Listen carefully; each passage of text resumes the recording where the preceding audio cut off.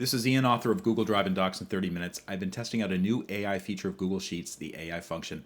Let's take a quick look at what it can do. So we have a very simple sample spreadsheet right here, and I'm going to show you what the AI function looks like. And basically what Google wants you to do when you use this function, just like a normal function, you might do like equals sum, and then you have values inside.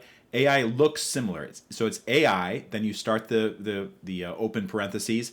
In quotes, you kind of chat with it. You basically tell it what you want it to do. So this one's going to be find the largest value, end the quote, comma, and then you show the range that you want it to look in, and then you close the whole function. So I'm just going to copy this right over and put this in cell C7, and let's see what happens.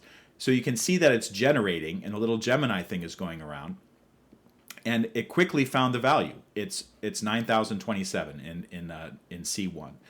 You can also do other types of functions using the AI function, other types of actions. So for instance, let's say that we want to do something, find the value evenly divisible by 5. And let's see what happens.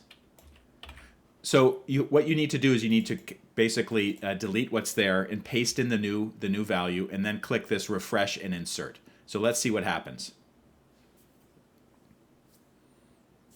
All right, it didn't do anything. Let's try again.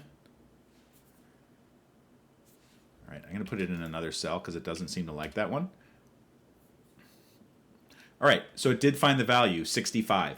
In an earlier test of this, and 65 is in cell C2, in an earlier test it actually showed its thinking process. It had a long list of text saying like, you know, I tried 9,027, but it's not evenly divided by 5. Still, I think this is pretty amazing that it can do this, because for a lot of people, they may not know the function or the formula that you would need to use to calculate these things. But using this chat formula with the AI function really makes it easy. So I urge you to check it out. Google says it won't work with really complex math functions, and there's a limit on how many cells it can generate if you're asking it to do something like that. If this video helped, please take a moment to like it, follow me, and I'll see you next time.